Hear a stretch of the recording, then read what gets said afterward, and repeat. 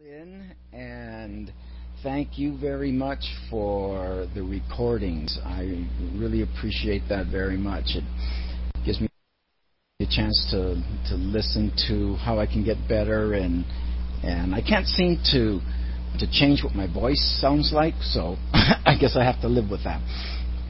But anyway, I would like to start today's talk with something from the text that is in John Mundy's book, Lesson 101, Perfect Happiness. And it starts off like this: Salvation, perfect and complete. Ask but a little wish that what is true be true. A little willingness to overlook what is not there. A little sigh that speaks for heaven as a preference to this world that death and desolation seem to rule. In joyous answer will creation rise within you to replace the world you see with heaven, holy, perfect, and complete. What is forgiveness but a willingness that truth be true? And this is taken from the text. I'm not sure what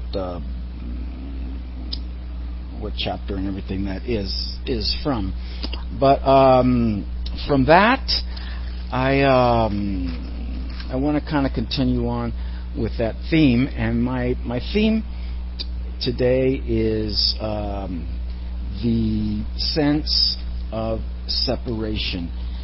And just like what that passage was talking about, was just turning away from that sense of separation and be willing to see the truth of who we are. And so in that turning away, we're usually, what I'm usually turning away from is that sense of separation. But that sense of separation has come in very, very different and many forms, and which are the blockages that the Course is talking about that needs to be removed. And I do agree that these blockages, in their form of what we can understand, really do need to be worked on in and of themselves in order for us to see things clearly, where we finally come to the understanding that it is the sense of separation that is being masked by all of these different forms of blockages that I was experiencing at the beginning of the Course, when I started really getting into it. Obviously, the separation never occurred, but here on this material plane, it is the happy dream, which is really the best that we're able to do here. So anyways, for me, some of the blockages that I had to overcome in that form in order to recognize that these were just masking the real cause of whatever these blockages appeared as,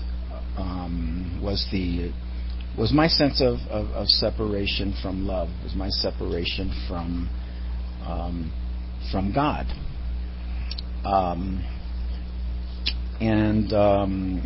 The first ones I want to mention are emotions and feelings. Most of the emotions, and I can't say all of the emotions, but I just don't know of any right now, that really don't point out to a sense of spiritual wholeness, spiritual completeness. We have emotions as alone and ashamed and cheated, sadness, pressured, offended, outraged, trapped, doubt. All of these emotions right here are obviously identified with something that seems to be causing all of these emotions that I had just mentioned. Even if we're even talking about good emotions, if we're in the material plane and ego consciousness, yes, we can be happy, we can be joyous, we can be peaceful, but usually those type of emotions just come with us receiving something that we think we want. That's going to make us happy, and it will make us happy for a certain amount of time, but that sense of separation will manifest as something else. We could be joyous over us getting married, or thankful that we got a raise at work, or even thankful for a job, or happy that about getting the house we wanted or the car we wanted, and all of that, which are all conditional emotions. And it's pretty much just like all the negative. All the emotions, feelings are all negative emotions. Like belonging. Belonging would be a feeling, an emotion which would be very, very conditional, because the circumstances, you make somebody mad or something, and then they don't want you around anymore, or whatever. And then there is also that belonging, let's say a mother and a son would have. But even then, of course, I would say that the mother is unconditional, and actually it would go both ways. But still, there's still that condition there that it is. Let's say this is my mother. If it wasn't my mother, then the emotion would not be a consistent, real emotion, because anything in truth has to be consistent. And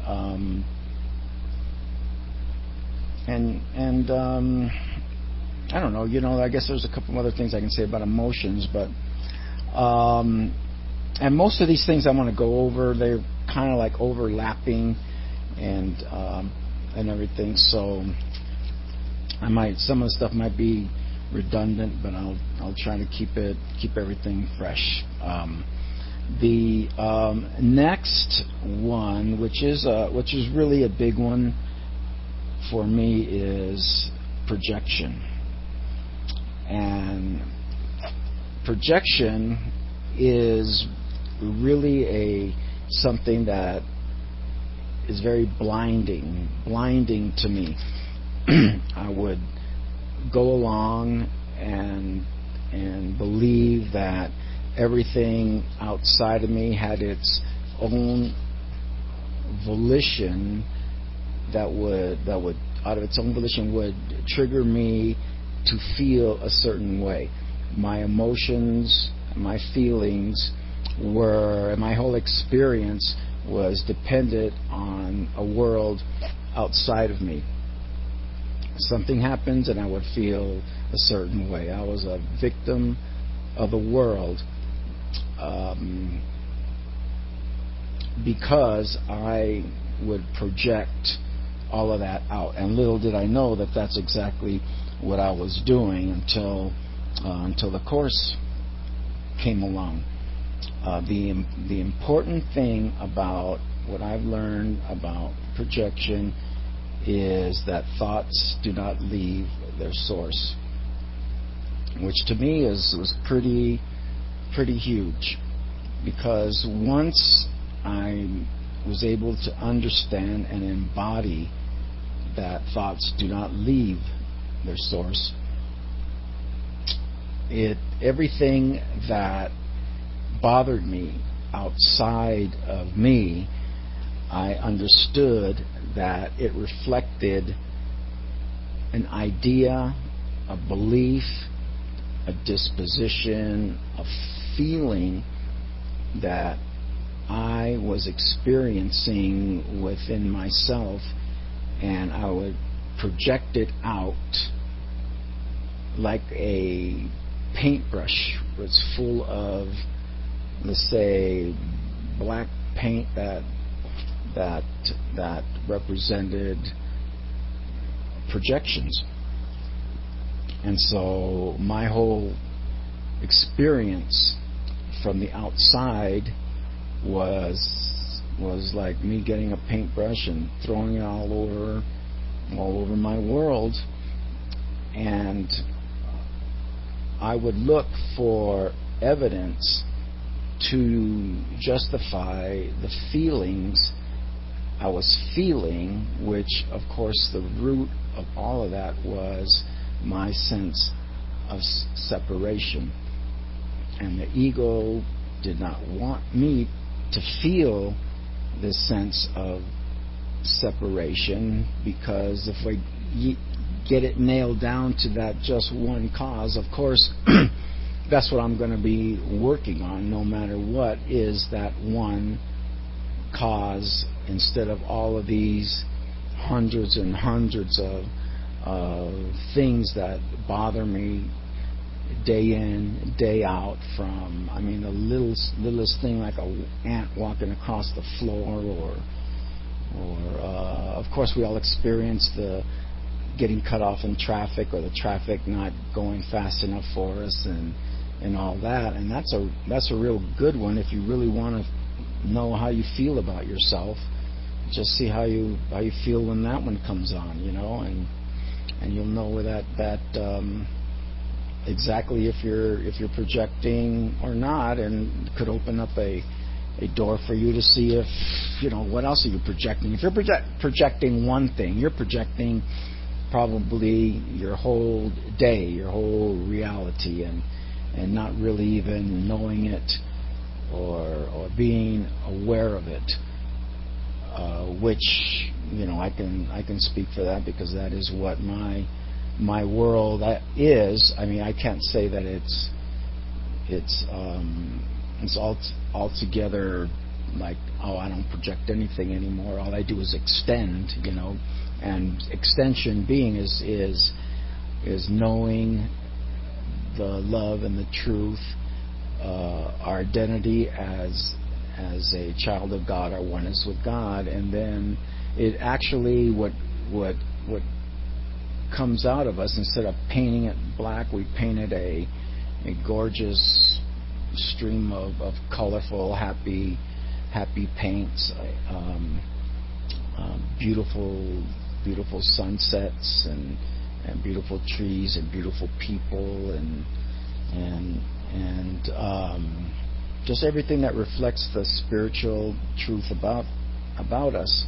Where that still is projection, but in the Course world, we call that an extension instead of projection.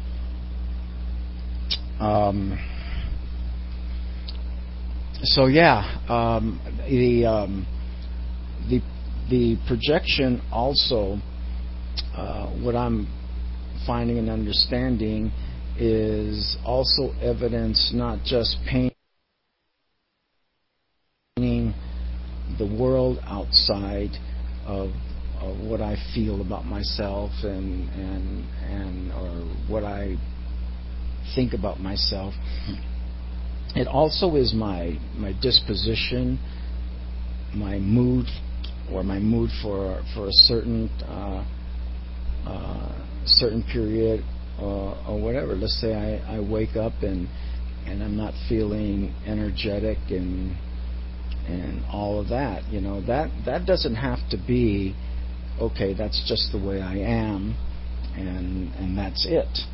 It actually is also would be a projection of what my belief is at that certain time, because the body is neutral, and the body is going to reflect what my beliefs is also, just as it affects my vision and I see everything, and that can go with everything else that is affected with the body.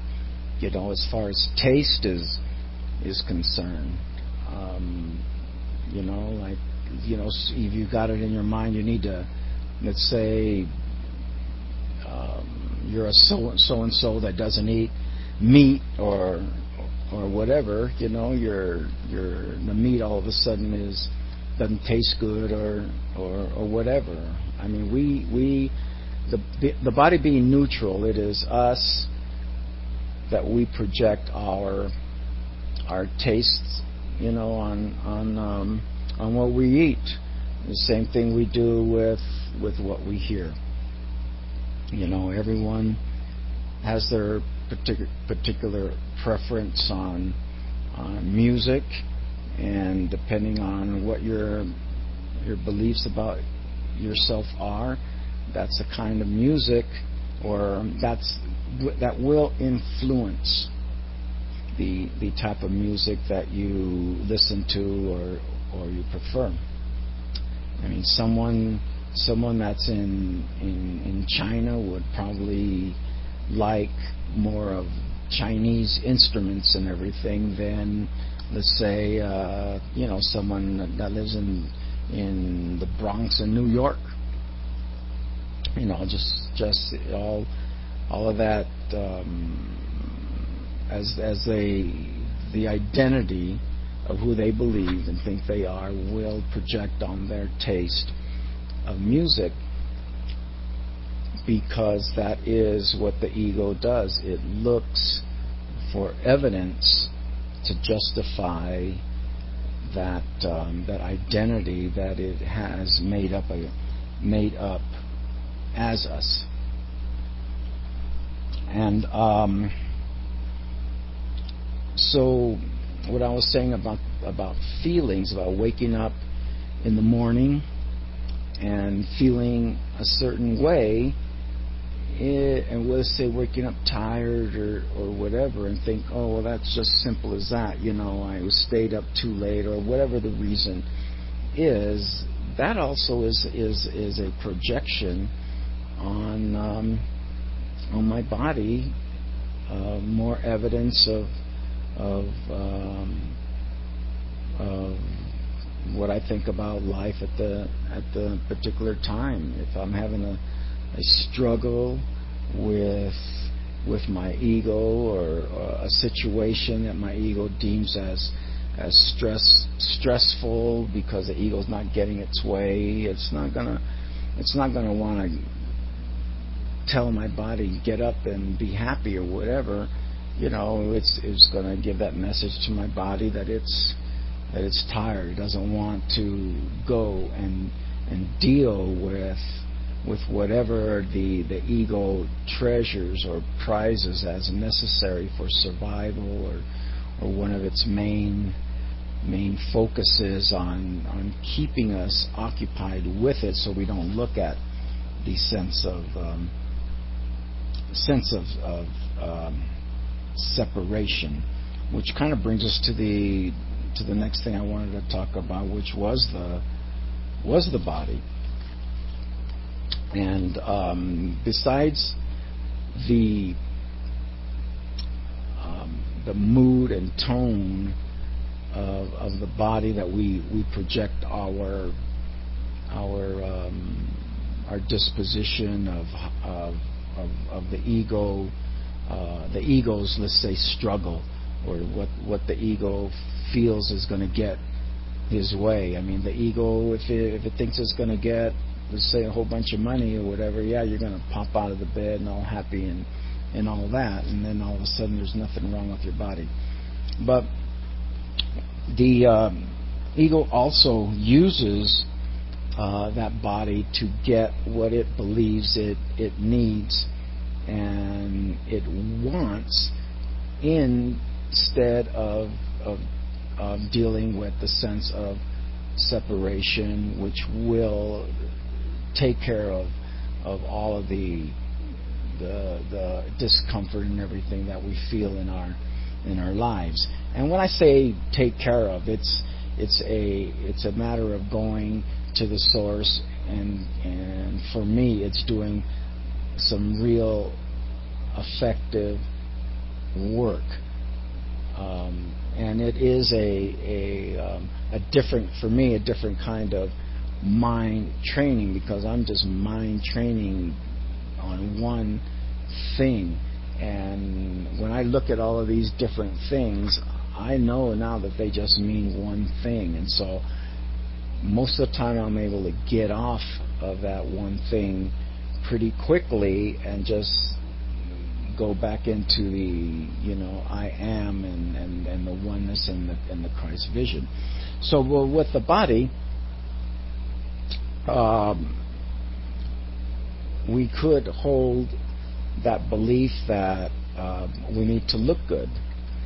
We need to have a certain body that is going to facilitate things that we want. And I can see that in a beautiful woman, or I can't say I know that about a good-looking guy, because I really don't look at guys that way. But I guess I could tell. I can tell when some guy is taking care of himself and all that for to try to get his attention and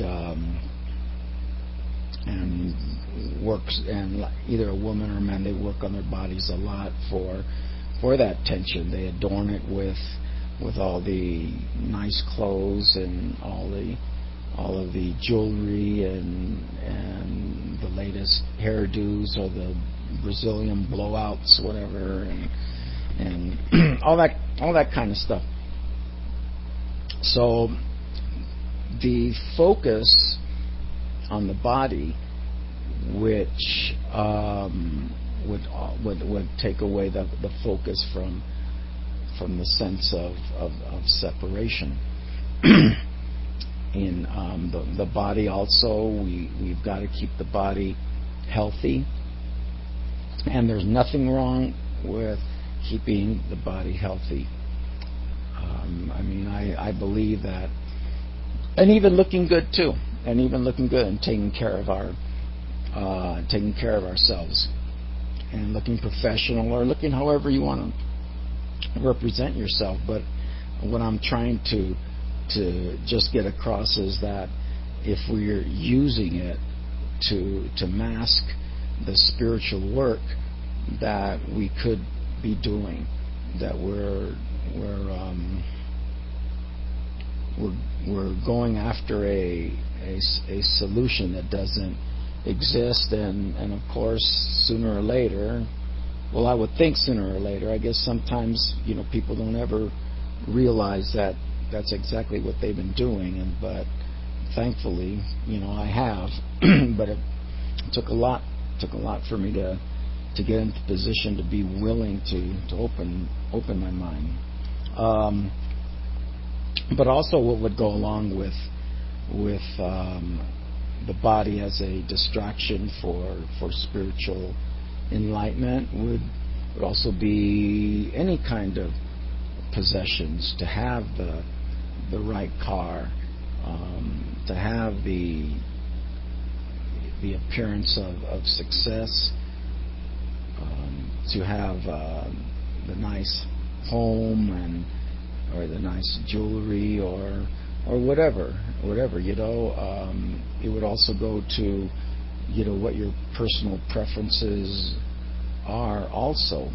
a personal preference could be what your football team is or your baseball team is, and or like nowadays it's we're in a political season, so it's like I'm a Republican or I'm a Democrat or I like Donald Trump or I like Bernie Sanders or Hillary Clinton or on and on and on and on, or I don't like any of the above at all, and that's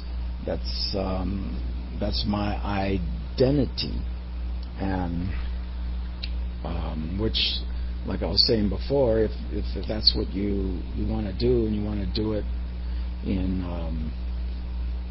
as part of being part of society, that's all fine and good, but that's not where your salvation is going to come from. It's not when your candidate wins, your sense of separation is not going to go away. It might go away for a week of celebrating or whatever, but it's still gonna come back to you for sure. At least it has in my life. And so for me, the next form that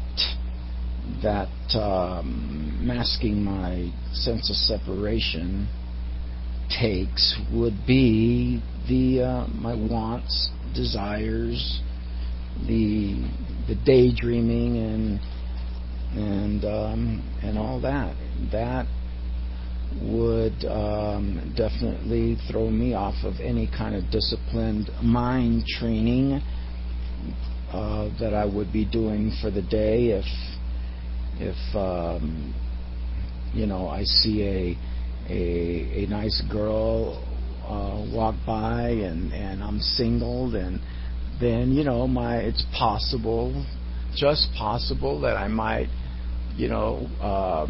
wish it. Oh, I wish I was in a relationship, and I'll get to the relationship part in a little bit later. But I'm just in the part where just desiring something that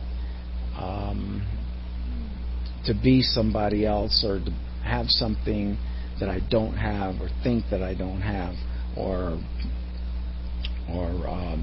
something that I think will give me something that I don't have. And it's also for me has been dreaming about like different situations. Let's say at a workplace.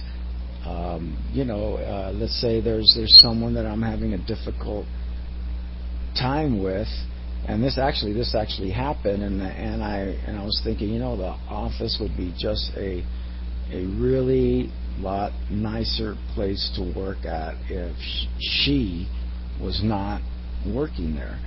And I mean, it's not like I went through this every single day, but it was often enough, I guess, for me to be conscious of it.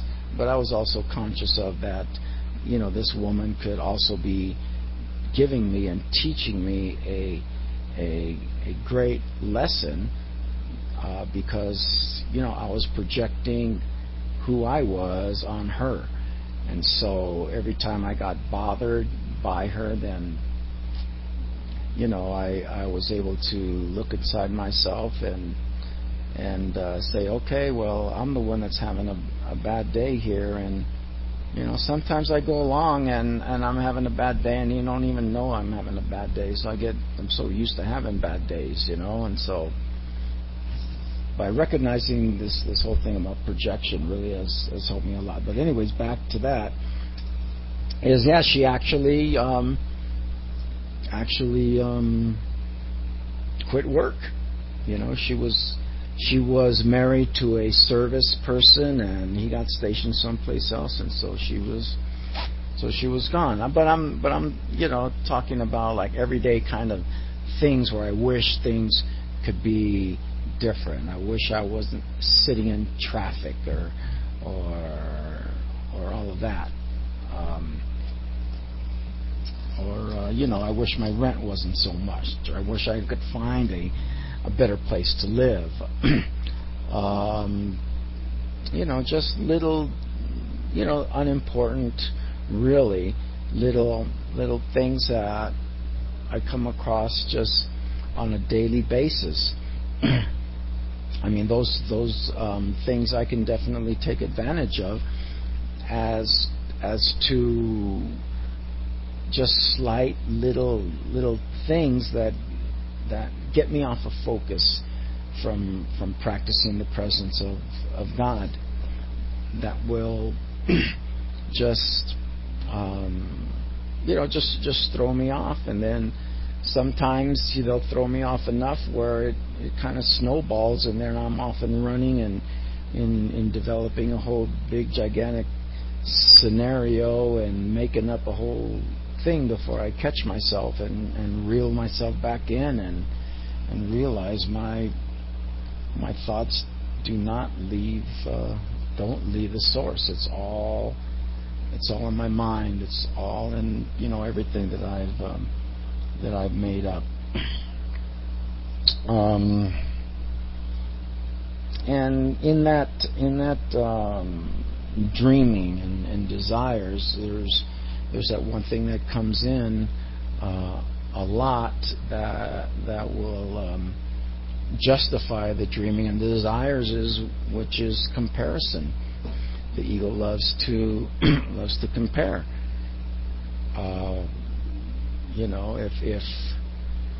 If I think that I'm more important at my work, I should be getting more money, so I would compare what I'm doing to what somebody else is doing. And basically, I could take that with pretty much anything. If I look at, let's say, as I look around my house, my dishes, another pair of dishes or set of dishes or whatever is what's going to make me dissatisfied with the ones that I have, and I need a better one, or I need the latest TV set that I saw. They're making like 84-inch TV sets that cost like $34,000 or something like that, and so that, I compare that to the TV set I have right now, which is fine. My TV set's fine and everything, but then I see that, it kind of like makes you want one and makes you a little bit disappointed in what you have. And as I keep saying, that really has nothing to do with my feelings or emotions over it, or my whole sense of separation, because that is really basically what causes this, my need to compare and need to want and throws my sense of balance for this day, my peace for this day, it stops me from having a productive day, a meaningful day, and a meaningful day for me would be a meaningful day that's progressing towards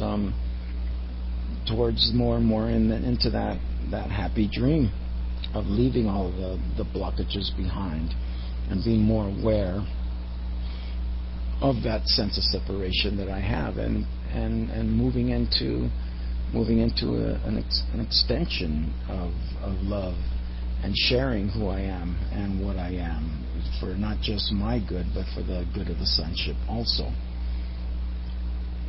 And so the next thing that would keep me from doing my spiritual work and working with the whole sense of separation would be my routines and habits of getting up at a certain time and doing the same thing over and over, eating the same thing over and over, and which would keep me from opening up different ways of thinking, to be able to get a more variety of thoughts by being more creative in the way I live my life from day to day. Would open up the possibilities more and more of me thinking about my life in a different way, thinking that there could be a better way to do things, and it doesn't have to be this life that my ego has invented for me to be safe and in health wise, relationship wise, and all of that. And also in this topic of routines, I was also think that like addictions would also fall into that this kind of category also. And it's just not addictions to drugs, alcohol, or weed, and things like that, because those to me, and this is just my opinion, is that they change the consciousness that God has given me to work with. But I guess you can say that about anything that I've just mentioned today, that all of those things, emotions and projections and bodies or whatever, are going to distort the reality that God has established as us. And this is just another one of those ways. But for me, I don't need any more distorting that I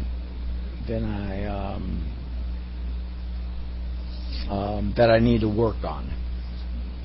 As far as I've already done the whole alcohol thing, and I don't need to do it again. And that's for sure. And then like the other stuff, like drugs and pot and all that stuff, I never really got into that. But and I'm not judging anybody, but this is just me. I just don't need another thing that's going to veer me from a clear mind, because that's basically what my goal here is to do, is to have that Christ consciousness, is to have that Christ mind in order to what I really want to be. And that's, I want to be happy, I want to be fulfilled, I want love extending from me in my life.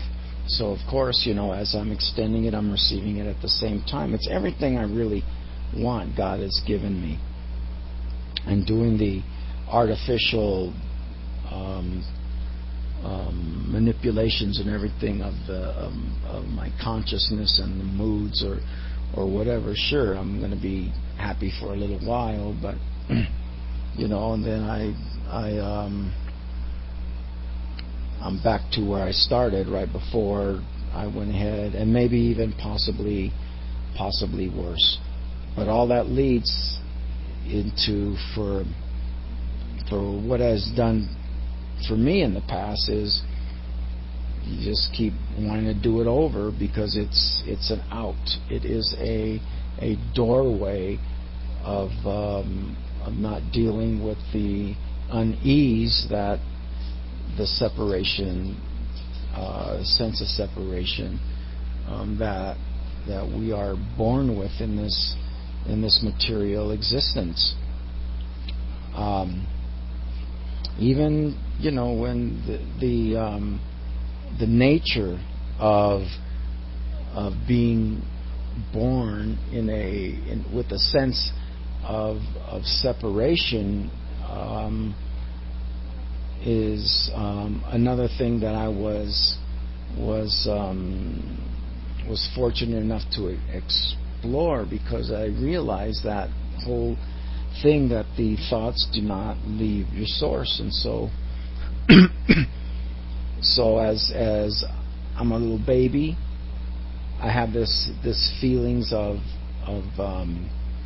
the sense of separation. And so at one point or another, I'm going to project that sense of separation on either my parents or somebody that's close to me in there, and I'm going to interpret that person, that actions of that person, or whatever happens as the cause of my problems for the rest of my life, the initial trauma or whatever that I'm going to focus on as my core issue. And everybody has a different one of something that they can remember as the first time where they think that they have their core beliefs about themselves, that they're unworthy or not loved, and reasons like that, or justified reasons like that. And I know that was one that I latched onto a while, was the unworthiness, and I saw that unworthiness everywhere I went, and in the things I did, and who I thought I was, and basically all it really is just my sense of separation from who I am, from the Christ person that I am.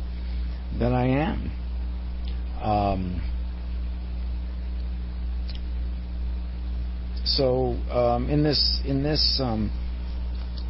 this topic of addictions, I would say that behaviors like sex would definitely fit in, and because for me, sex was a really powerful distraction, and actually it was a distraction that worked with pretty much anything. I mean, being this super depressed or something, I mean, sex would do the trick for that moment or that time anyways. But it's just like one of the same things as an addiction to alcohol or something else. You got to keep doing it to get the results, and then pretty soon it doesn't do the trick anymore, and then you find yourself with a routine that you're doing it just to do it,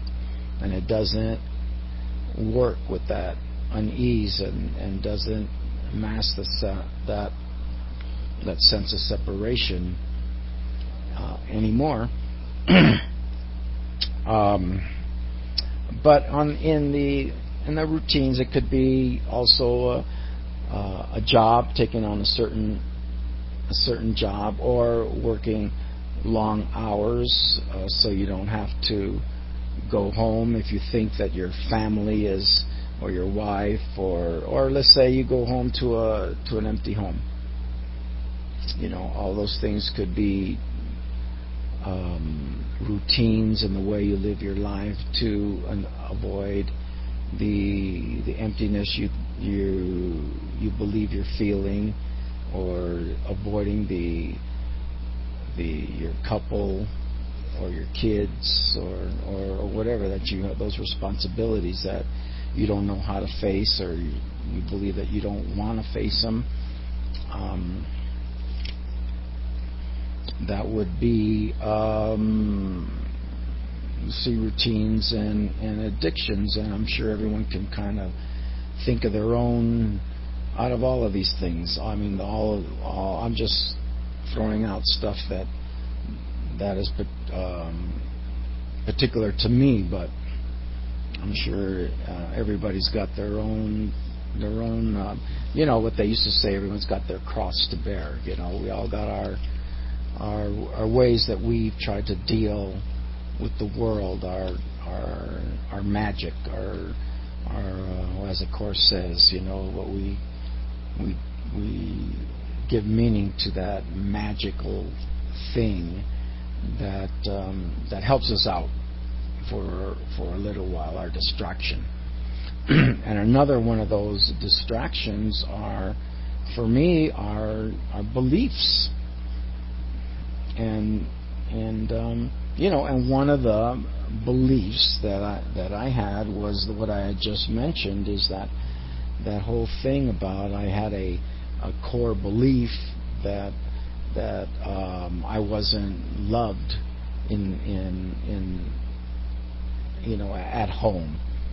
And it could have been something where I wanted a glass of milk or a cookie, and my mom didn't hear me and walked right by me or something, and voila, then that's my core issue. That's my belief as to why I am, who I am. And I'm not saying that this belief did not affect me. I'm not saying all that at all. I'm just saying that this is not the main cause or the main reason. But that belief, has to find evidence for it, and so that was what I believed it was, and I definitely found all the evidence in the world. And I'm sure if it was a different instance or whatever would have stuck in my mind, then I would have looked for evidence on that too. Everyone has a different one, but it's and that's why like I was saying, it doesn't make it true, because it's not consistent. It's not real, 100% real for everyone. But anyways, of course, my ego beliefs, that's the biggest block to being aware is my ego beliefs. That says a lot right there, and whatever the ego comes up with is not anything that's going to be conducive to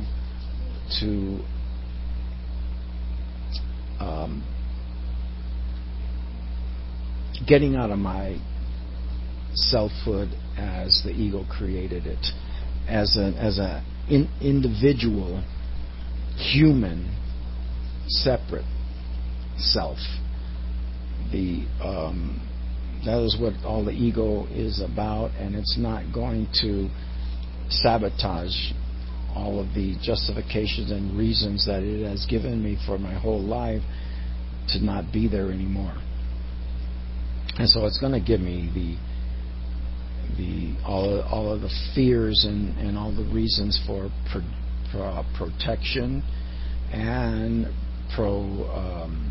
projection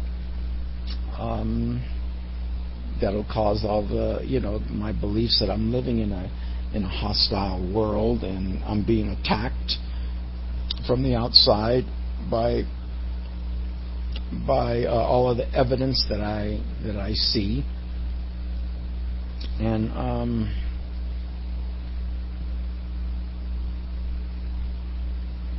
let's see. And then the beliefs also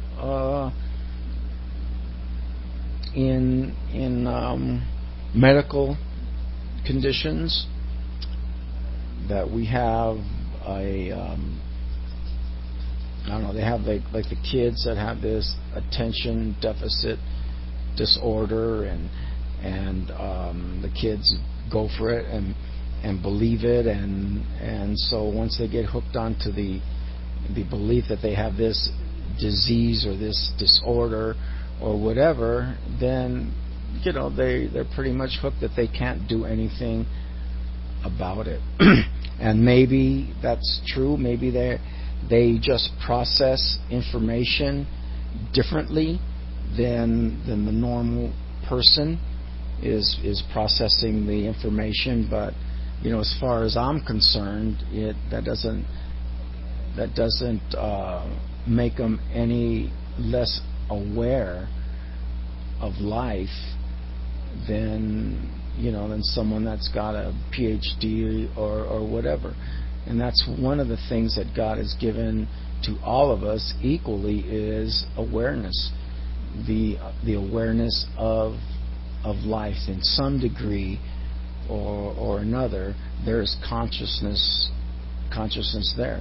And if there's consciousness, awareness there of the Christhood, then anything can happen. Even Jesus raising the dead. The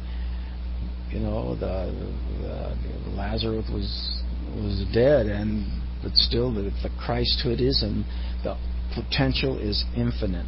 It is infinite potential that every single one of us is born with and has, and we just need to recognize it, and all the potential to reach, or to be, actually, to be the Christ to whatever degree is possible. I believe that everyone has that possibility within them. That is our inheritance. We've just got this material plane that we've got a lot of blocks, but that still, in my mind, isn't the truth of who I am and who everyone is. I believe my truth and everyone's truth around me is the Christhood that lives within them, that has everything that was made and everything that there is spiritually. That whole spiritual truth is who each and every one of us are. And then looks like I'm running short on time, but the special relationship is another one that is really, and actually really the one that we believe is our answer to the our loneliness, and actually the answer to every one of our problems. If we had that special one that loved us and was on our side and was committed to us, without us necessarily having to be 100% committed to them, we would still have our individual selfhood, but then we would have someone that that didn't have a selfhood, that their selfhood was their interest in me. I would have all of their desires, their wants, their purpose for living would be, that's what it'd be, and that's what I would think that it would be. But obviously that is definitely not the way it turns out in the special relationships, because that other person is thinking the same way I'm thinking. We're making a trade agreement that I want something from this relationship, and I'm willing to treat her special and do special favors and do what she believes that she wants, and in order to capture that loyalty and to capture that thing that I believe that I'm missing in my life, that will take all of the pain away and loneliness away, and where I don't have to deal with myself. And I think that's why when when people first quote unquote fall in love, which, that part of it, I really don't think that really exists, but that's my opinion. It's just that we're looking at someone that's gonna free us from ourselves. We put that whole